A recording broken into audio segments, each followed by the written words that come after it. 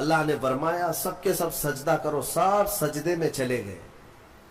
پتہ ہے ایک تھا ابلیس جو غرور کی وجہ سے سجدہ نہیں کیا، کھڑا رہا۔ ابلیس کون ہے؟ یہ شیطان جس کا نام عزازیل، یہ کون ہے؟ فرشتوں کو تعلیم دینے کے لیے اس کو مامور کیا گیا تھا، اس کو معلم الملائکہ کہتے ہیں۔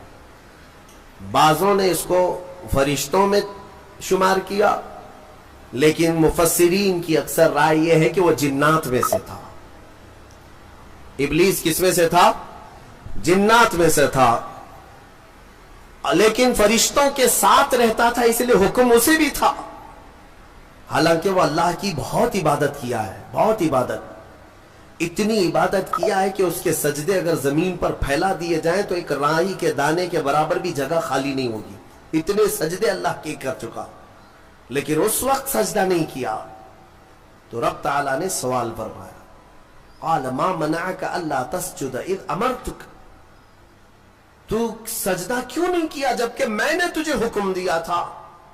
قال انا خیر منہ، کہنے لگا اے مولا میں اس سے بہتر ہوں، آدم سے میں بہتر ہوں، خلقتنی من نار وخلقتہ من طین، تو نے مجھے آگ سے بنایا ہے اور اسے مٹی سے بنایا ہے۔ آگ بلند رہتی ہے، مٹی نیچے رہتی ہے، بلند آدمی نیچے والے کو سجدہ کیسے کرے؟ ہاں یہی غرور ہے۔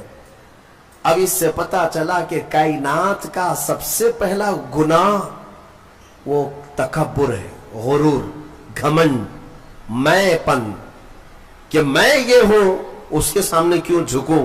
یہ ابلیس کی یہیں سے خصلت شروع ہوئی۔ اللہ تعالیٰ نے فرمایا تو نے آدم کو دیکھا لیکن یہ نہیں دیکھا کہ حکم میرا تھا، حکم اللہ کا تھا، فاخرج منہا فإنک رجیم، آج سے تو ہمارے دربار سے نکل جا، اس لیے کہ تو مردود ہو گیا، راندہ بارگاہ، ہمیشہ کے لیے اس کو مردود قرار دے دیا گیا۔ یہ واقعہ میں بتا رہا ہوں آپ کو، یہ آج سورہ اعراف کے شروع میں ہی ہے۔ تو ابلیس نے کہا اے اللہ تو نے مجھے نکال دیا اپنے دربار سے، فرشتوں کی جماعت سے، انظرنی الی یوم یبعثون، بس مجھے قیامت تک کی مہلت دے دے بس۔ رب تعالیٰ سے ڈائریکٹ چیلنج کر رہا ہے، اللہ سے چیلنج کر رہا ہے، مجھے تو ٹائم دے دے بس۔ کیا کرے گا؟ کہتا ہے قال رب بما اغویتنی لاقعدن لهم صراطک المستقیم، بس تو مجھے ٹائم دے دے، قیامت تک تیرے جتنے بندے آئیں گے میں سیدھے راستے پر بیٹھ جاؤں گا۔ ثم لآتینہم من بین ایدیہم ومن خلفہم وعن ایمانہم وعن شمائلہم ولا تجد اکثرہم شاکرین، کہتا ہے میں تیرے سیدھے راستے پر بیٹھوں گا، جو بھی اس راستے سے گزرے گا، کبھی میں اس کے سامنے سے آؤں گا، کبھی پیچھے سے، کبھی دائیں سے، کبھی بائیں سے، کسی نہ کسی طرح اس کو اس راستے سے میں ہٹا دوں گا۔ اے رب تیرے بندوں میں تو شکر کرنے والے نہیں پائے گا۔ اللہ کو یہ چیلنج کر رہا ہے۔ دوسری آیتوں میں یہ تک کہا اس نے قال فبعزتک لاغوینہم اجمعین، تیرے عزت کی قسم اے اللہ، عزت اس کو بھی معلوم ہے اللہ تعالی، اور قسم بھی اللہ کی عزت کی کھا کر کہہ رہا، تیری عزت کی قسم میں تیرے سارے بندوں کو گمراہ کروں گا، سارے بندوں کو گمراہ کروں گا۔ رب تعالیٰ سے چیلنج کیا، رب نے فرمایا قال انک من المنظرین، جا تجھے ٹائم دیا جاتا ہے، مہلت ہے تجھے، جتنا ٹائم چاہیے پورا لے لے، ٹائم ہی نہیں طاقت بھی دے دی گئی، قوت بھی دے دی گئی، دنیا میں جتنی تیزی سے ایک جگہ سے دوسری جگہ جانا ہے سب تجھے دے دیا گیا، جا بہکا لے۔ کتنوں کو بہکاتا ہے؟ ان عبادی لیس لک علیہم سلطان، اللہ فرماتا ہے تو پوری کوشش کر لے، میرے کچھ بندے ایسے ہوں گے جن پر تیرا داؤ نہیں چلے گا، نہیں چلے گا، تیرا داؤ نہیں چلے گا۔ رب تعالیٰ نے بھی فرمایا تو پوری کوشش کر لے لیکن تیرا داؤ میرے کچھ بندوں پر نہیں چلے گا۔ وہ کون سے بندے ہیں؟ ان بندوں کے بارے میں ابلیس بھی مان گیا، شیطان بھی مانا، کہنے لگا ہاں ہاں ہے تیرے کچھ بندے۔ وہ کون ہے؟ इल्ला इबादक मिनहुमुल मुखलसीन।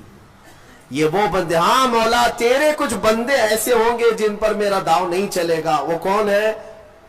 वो बंदों की जमात को मुखलिसीन की जमात कहा जाता है कि वो अगर इबादत करते हैं तो ना इधर देखते ना उधर देखते हैं, वो खालिस तेरी रजा के लिए करते हैं।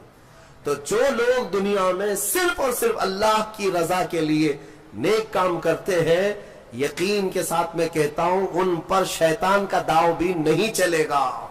शैतान उन लोगों को नहीं गुमराह करेगा। मुखलिसीन की जमात, मुखलिसीन कौन है मेरे अजीजों?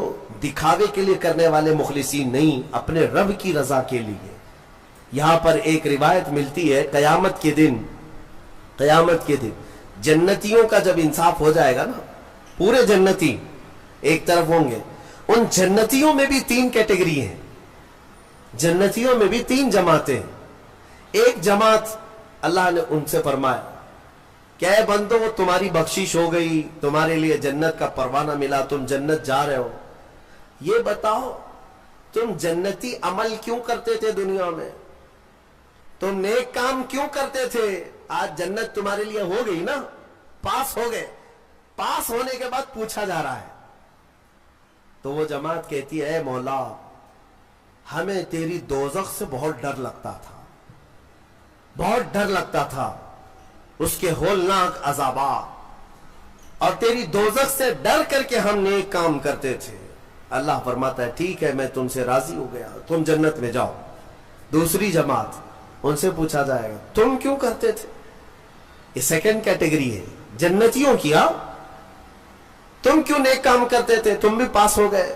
वो कहेंगे, मौला कुरान में और हदीस में तेरे रसूल से हमने जन्नत की इतनी नियामतों का जिक्र सुना था, वहां के महल्लात, वहां की खुशबुएं, वहां की हूरें, वहां के गिलमान, तो शौक था कि जन्नत में जाएं, इसलिए नेक काम करते थे।